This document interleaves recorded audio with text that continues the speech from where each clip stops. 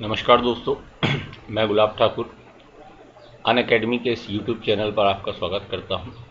यहाँ हम इथिक्स या बात करें दर्शन शास्त्र में जो नवीन थिंकर जुड़े हैं उनका सबसे पहले अध्ययन कर रहे हैं, है ना। MPPSC मेंस पेपर 4 के नए जो थिंकर्स ऐड हुए हैं इस वर्ष, उनका अध्ययन यहाँ पर हम लोग कर रहे हैं। तो इससे पहले हमने चारवाक दर्शन को देखा, चारवाक के बाद हमने सुकरात को देखा और आज हम देखेंगे सावित्रीबाई फूले। सावित्रीबाई फूले की अगर हम बात करें तो सावित्रीबाई फूले के विचारों को हम दो भागों में बांट कर देख सकते हैं, एक इनके सामाजिक विचार और एक इनके दार्शनिक विचार। सबसे पहले अगर इनके संबंध में बात करें तो इनका जन्म 3 जून 1831 में हुआ और 1840 मतलब बहुत ही कम उम्र में इनका विवाह हुआ और इनकी मृत्यु 10 मार्च 1897 में हुई। इन्हें प्रथम महिला शिक्षक माना जाता है। अगर सावित्रीबाई फूले के विचारों की बात करें तो सावित्रीबाई फूले एक महान कवयित्री थी और इन्होंने 2 रचनाएं भी लिखी। महाराष्ट्र में चूंकि इनका जन्म हुआ था तो मराठी इनकी मूल भाषा रही है और इन्होंने काव्य फूले और 52 काशी सुबोध रत्नाकर ये 2 रचनाएं की। इनका जो विवाह हुआ एक महान समाज सुधारक ज्योतिबा फूले के साथ हुआ। ज्योतिबा फूले के बारे में आप लोग जानते भी होंगे, समाज सुधारक थे। इन्होंने समाज में जाति व्यवस्था के विरुद्ध और जो छुआछूत जैसी बीमारियां हैं इनके विरुद्ध कार्य किया। तो उन्हीं के साथ कदम से कदम मिलाते हुए सावित्रीबाई फूले ने भी कार्य किया सामाजिक क्षेत्र में।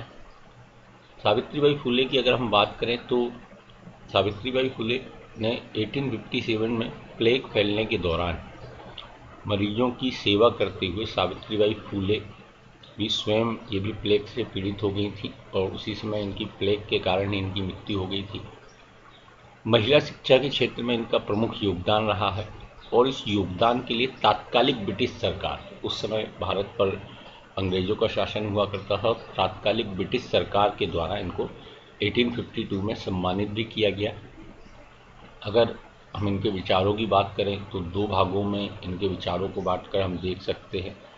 जैसे कि अगर इनके सामाजिक विचारों की बात करें तो सामाजिक विचारों में महिला उत्थान के क्षेत्र में इन्होंने प्रमुख प्रयास किए, महिलाओं के कल्याण के लिए इन्होंने कार्य किया, महिला शिक्षा के लिए इन्होंने प्रमुख रूप से प्रयास किए। इन्होंने एक महिला गृह की भी स्थापना की जहाँ पर ऐसी महिलाएं जो कि विधवा हो जाती थी और समाज जिनका बहिष्कार कर देता था, ऐसी विधवा महिलाओं के रहने के लिए इनके द्वारा व्यवस्था की गई। इनके पति का इनके हर कार्य में सहयोग रहा, ठीक है। तो इन्होंने एक स्कूल भी खोला जो रात्रि के समय ये क्या करती थी, स्कूल में शिक्षा देती थी। दलित महिलाओं को रात्रि के समय इनके द्वारा शिक्षा दी जाती थी। कारण क्या था कि जो दिन में महिलाएं अपने जीवन यापन के लिए कार्य करती थी। तो अगर हम थोड़ा डिटेल में उनके सामाजिक विचारों की बात करें तो सावित्रीबाई फूले ने सामाजिक क्षेत्र में विशेषकर महिला उत्थान के क्षेत्र में कार्य किया। तात्कालिक समय में विधवा विवाह, विधवा विवाह को क्या माना जाता था, नकारात्मक माना जाता था। अगर हम आज के समय भी बात करें तो आज के समय भी कहीं ना कहीं ग्रामीण क्षेत्रों में विधवा विवाह को नकारात्मक माना जाता है, ठीक है। तो विधवा विवाह का इन्होंने समर्थन किया और विधवाओं को विभिन्न अत्याचार का जो सामना करना पड़ता था तो उनके विरुद्ध इन्होंने खुलकर आवाज उठाई।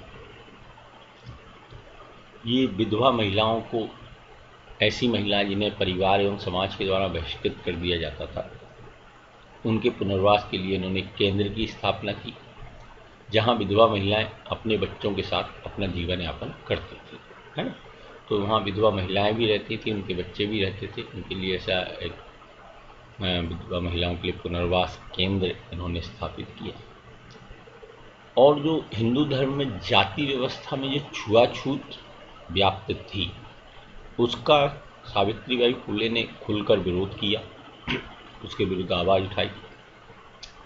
इनका मानना था कि भाई ये जो छुआछूत है एक सामाजिक बुराई है, और अगर हम सामाजिक बुराई को समाप्त नहीं करेंगे तो इस सामाजिक ये छुआछूत की जो सामाजिक बुराई है इसके कारण विभिन्न प्रकार की समस्याएं उत्पन्न होंगी, है ना।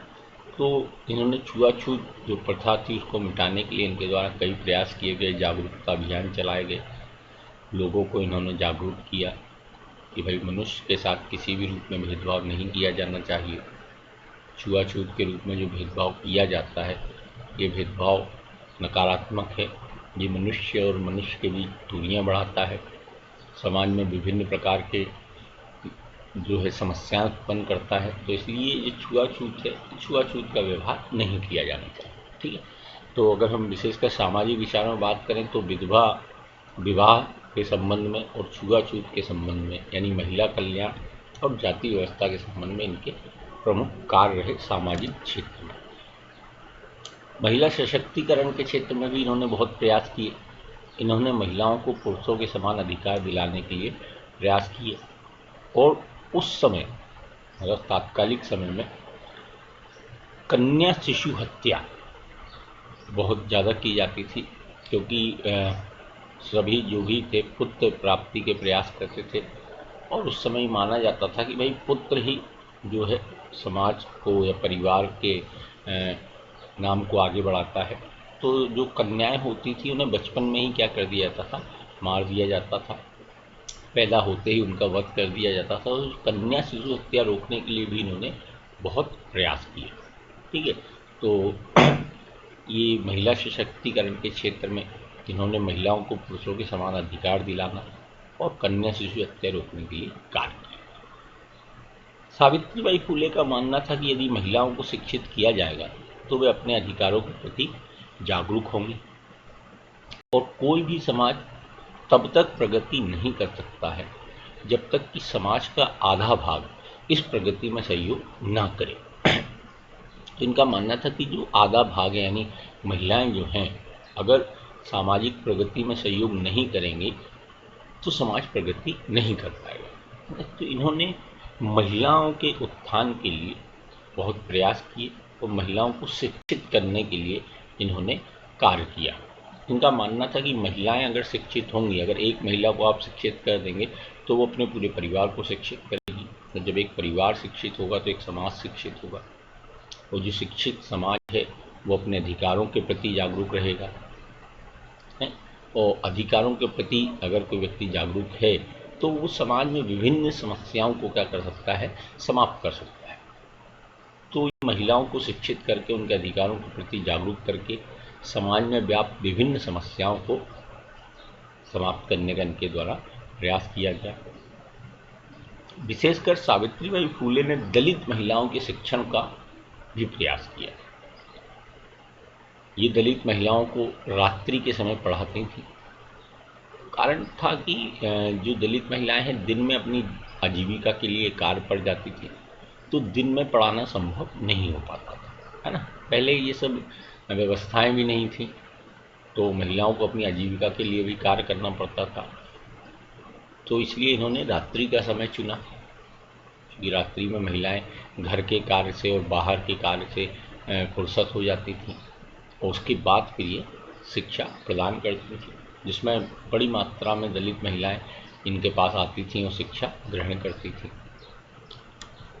आगे अगर हम इनके दार्शनिक विचारों की बात करें तो इनके दर्शन पर हमें वेदांत दर्शन का प्रभाव देखने को मिलता है। इनके विचारों पर वेदांत दर्शन का प्रभाव देखने को मिलता है, क्योंकि इन्होंने समाज में व्याप्त सभी प्रकार की विषमताओं का विरोध किया। जितनी भी विषमताएं समाज में व्याप्त हैं इनका इनके द्वारा विरोध किया। और इनका मानना था कि मानव के साथ किसी भी आधार पर किए जा रहे भेदभाव को स्वीकार नहीं किया जा सकता, क्योंकि अगर मानव के साथ किसी भी रूप में भेदभाव किया जाएगा तो वो समाज के लिए सकारात्मक नहीं है ना। तो इनके दर्शन पर हमें वेदांत दर्शन का प्रभाव देखने को मिलता है। साथ ही इनके दर्शन पर हमें बुद्धिवाद की झलक देखने को भी मिलती है। बुद्धिवाद एक ऐसी विचारधारा है जो ये मानती है कि उन्हीं बातों को स्वीकार किया जाना चाहिए जो तार्किक हों, जो सही हों।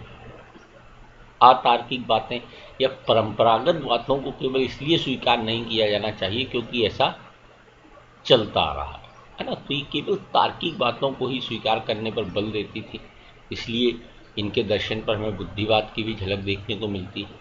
ये कहती थी जो तार्किक रूप से सही हो उसी को स्वीकार किया जाना चाहिए, ना कि इसलिए स्वीकार किया जाना चाहिए कि वो परंपरागत रूप से चला आ रहा है। ठीक है, तो ये सावित्रीबाई फुले के विचार थे जिन्हें हमने दो भागों में बांट कर देखा, एक सामाजिक विचार इनके और इनके दार्शनिक विचार। तो एक बार हम इसका शॉर्ट में रिवीजन कर लेते हैं। सावित्रीबाई विचार, सावित्रीबाई फुले के सबसे पहले हमने जीवन परिचय को देखा है, कब इनका जन्म हुआ, विवाह किसके साथ हुआ, तो ज्योतिबा फुले के साथ इनका विवाह हुआ और प्लेग के कारण इनकी मृत्यु हुई। प्रथम महिला शिक्षक की इनको संज्ञा दी जाती है ना, पहली महिला शिक्षक थी ये, इसीलिए इनको सिलेबस में भी ऐड किया गया है। कवियत्री भी थी, इन्होंने 2 रचनाएं भी की हैं, ठीक है, और प्रथम महिला स्कूल भी इन्होंने खोला 1854 में। सामाजिक विचारों में हमने इनके विधवा पुनर्विवाह के संबंध में विचार देखे कि इन्होंने विधवा पुनर्विवाह का समर्थन किया है। छुआछूत का इनके द्वारा विरोध किया गया। महिला सशक्तिकरण के क्षेत्र में इनका विशेष कार्य रहा, महिलाओं को शिक्षित करना, महिलाओं को उनके अधिकारों के प्रति जागरूक करना। कन्या शिशु हत्या का इनके द्वारा विरोध किया गया। तात्कालिक समाज में कन्या शिशु हत्या अपने चरम पर थी, तो कन्या शिशु हत्या का इनके द्वारा विरोध किया गया। दलित महिलाओं के शिक्षण के लिए इन्होंने रात्रि में स्कूल की स्थापना की और दलित महिलाओं के उत्थान के लिए प्रयास किया गया। यह रात्रि में दलित महिलाओं को अपने यहाँ शिक्षण देती थी। साथ ही इन्होंने एक महिला सुधार गृह की भी स्थापना की जिसमें विधवा महिलाएं या ऐसी महिलाएं जिनमें समाज जिनको बहिष्कृत कर देता था, ऐसी महिलाओं का पुनर्वास इनके द्वारा किया जाता था। उनके रहने की व्यवस्था, खाने की व्यवस्था इनके द्वारा की गई। दार्शनिक विचारों की अगर हम बात करें तो वेदांत दर्शन का प्रभाव इनके विचारों पर देखने को मिलता है। साथ ही बुद्धिवाद की झलक भी इनके दर्शन पर देखने को मिलती है, क्योंकि ये कहती थी केवल उन्हीं बातों को स्वीकार किया जाए जो कि तार्किक हो, ऐसी किसी बात को स्वीकार ना किया जाए जो तर्क संगत ना हो। तो वेदांत दर्शन और बुद्धिवाद की झलक इनके विचारों पर देखने को मिलती है। तो ये थे आपकी सावित्रीबाई फुले के विचार। सावित्रीबाई फुले के विचारों के संबंध में अगर प्रश्नों की हम बात करें तो सामान्य प्रकृति के इसमें प्रश्न बन सकते हैं। सामान्य प्रकृति के प्रश्नों की जैसे कि मैं बात करूं तो सावित्रीबाई फुले के दर्शन को स्पष्ट कीजिए, या अगर हम बात करें तो आप शॉर्ट में अगर लिखना चाहें तो इनके प्रश्न लिख लीजिए किस प्रकार के सावित्रीबाई फुले से प्रश्न बन सकते हैं। तो सबसे पहला प्रश्न तो ये बन सकता है कि सावित्रीबाई फुले के विचारों का वर्णन कीजिए। दूसरा प्रश्न ये बन सकता है कि सावित्रीबाई फुले के सामाजिक क्षेत्र में किए गए योगदानों का वर्णन कीजिए। तीसरा ये बन सकता है कि सावित्रीबाई फुले के दार्शनिक विचारों की व्याख्या करें। चौथा प्रश्न ये बन सकता है कि भाई सावित्रीबाई फुले ने तात्कालिक समाज में जो कार्य किए हैं उन्होंने सामाजिक क्षेत्र में क्या क्या योगदान दिया है और सामाजिक परिवर्तन में उनकी क्या प्रमुख भूमिका रही है।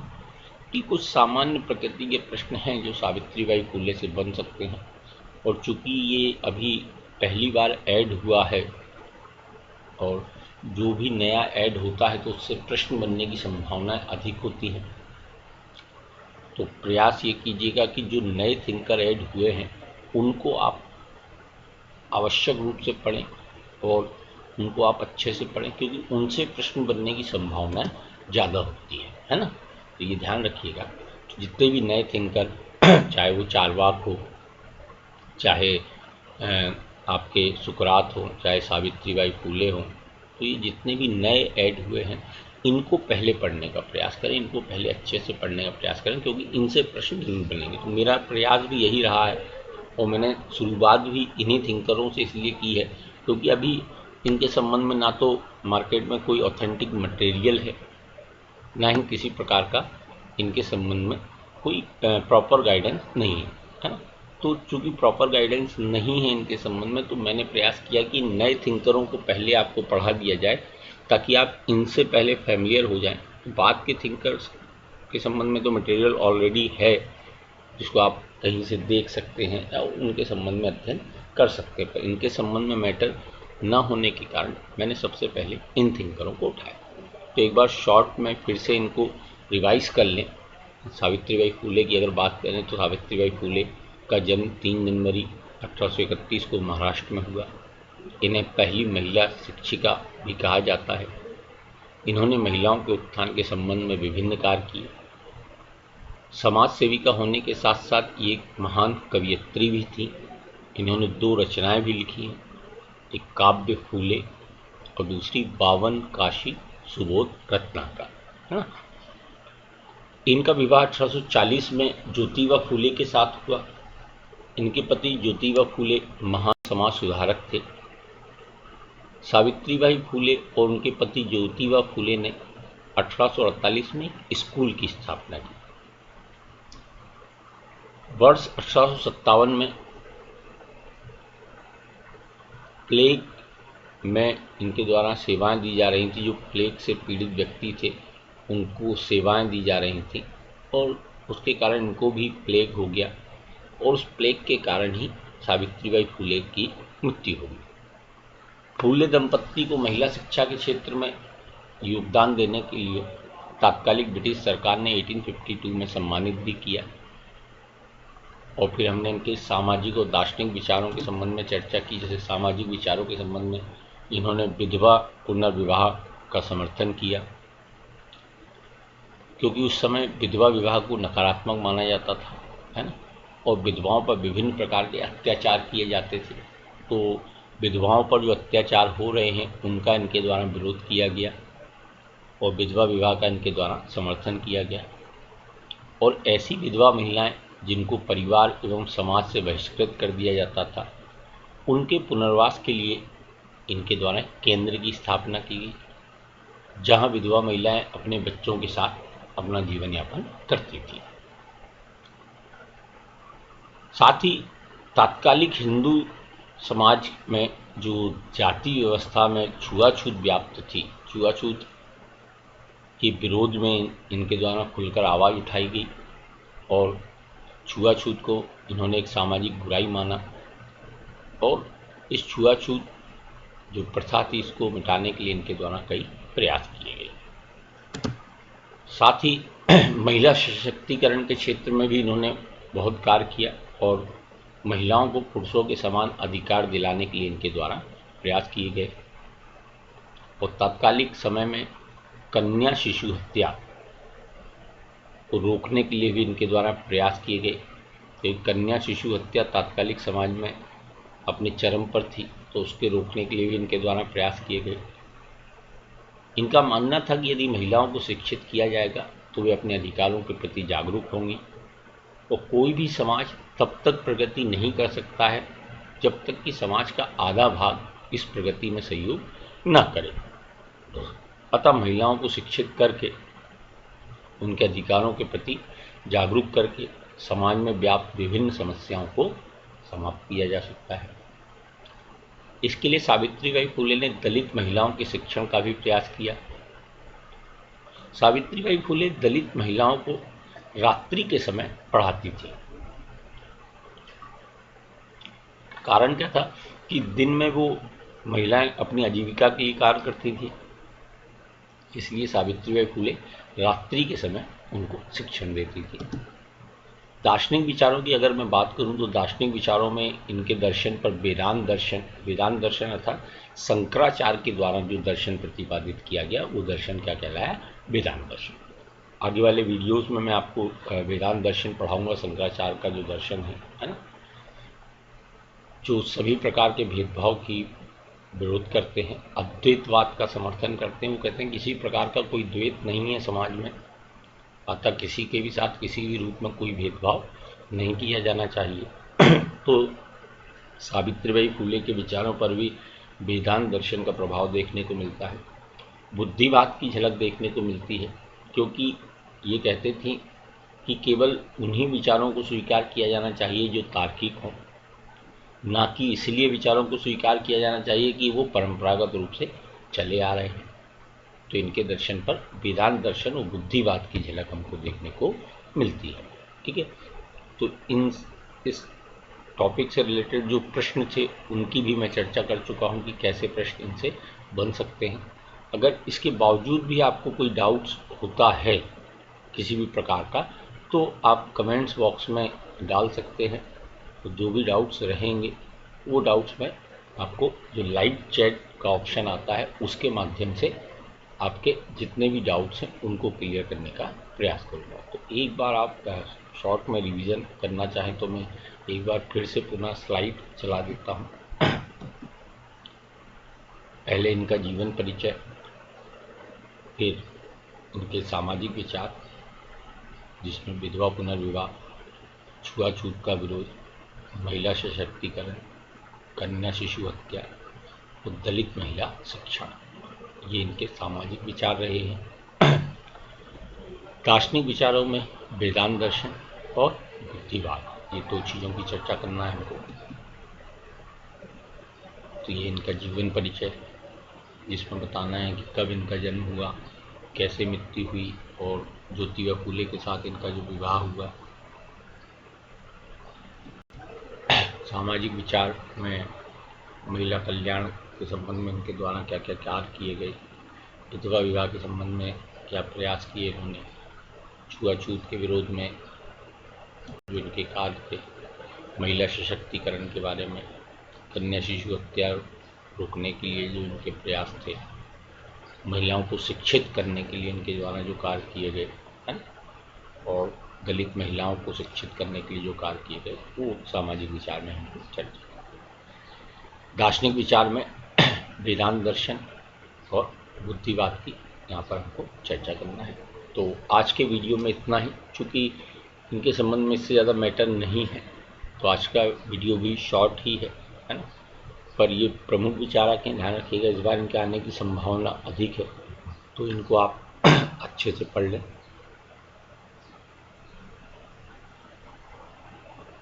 आज के लिए इतना ही, धन्यवाद।